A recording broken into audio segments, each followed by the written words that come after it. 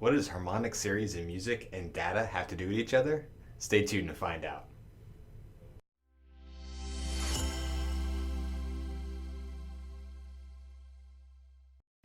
Hey guys, it's Brian here with SME. And this weekend, I actually watched a pretty cool YouTube series by Wired where you have an expert and they have to explain a certain concept over 5 levels of education. So they start with a young preteen into teenage years, and a graduate or a post-grad, and then up into the professional level. Really cool series. And I watched one about blockchain and I got fascinated by that. And then the next video in the series happened to be about harmony in music. And this really talented young man was talking about how you have overtones and undertones and what that means. And it was really fascinating stuff that I really didn't know anything about. But actually, when he was talking about harmony, it really got my brain thinking about, really honestly, what I do here at SME a lot is talk about data literacy, meaning how do we create a data literate culture for our clients?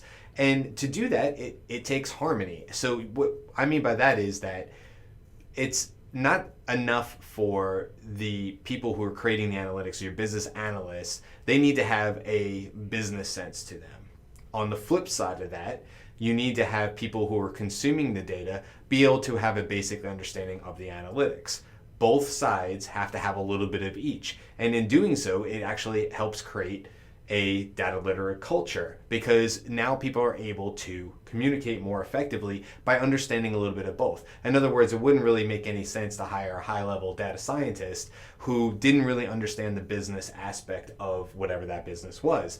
At the same time, what we see more of is that it doesn't really make sense to have a whole lot of people who have maybe access to the data but don't really know how to interpret it, how to argue with it, which is part of data literacy.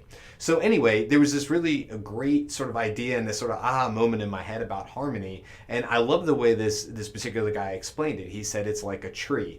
If you have your sort of baseline in music, and then you have the branches in the tree that go up, and then underneath you have the roots, but you need both of them to work in harmony, almost like there's a famous Celtic design. It's called the Tree of Life, and so the roots reach up to the branches and the branches reach down to the roots. And I'll put a picture right next to me so you guys can see that.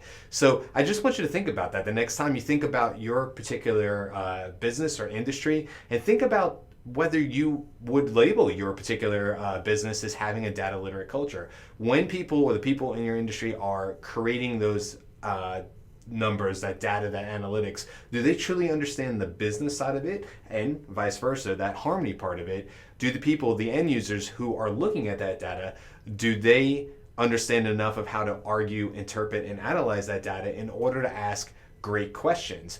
Even more on top of that, do they know how to ask the right type of questions that actually can be answered? Not some really broad, wide, open-ended question that any analyst would have a really hard time answering. And of course, there's many more examples that could go on. But I just wanted to share that with you because it was kind of a great video. I'll put a link to that YouTube video if you want to watch it yourself. Maybe you'll think of something else when you see harmony. But that's what I thought of. I thought about data literacy and what I do here at SME, and I thought I'd share that with you guys today. All right, have a great week.